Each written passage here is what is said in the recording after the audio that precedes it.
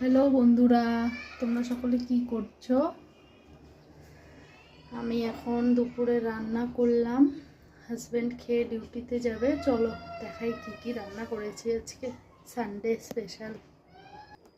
এখানে আছে লাউ শাক ভাজা,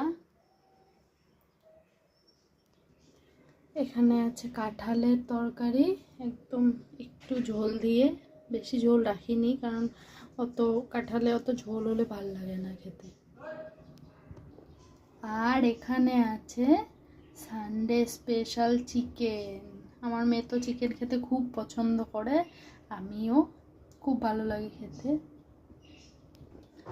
আর এখানে আছে স্যালাড, এখানে বিটরুট, পেঁয়াজ আর শসা।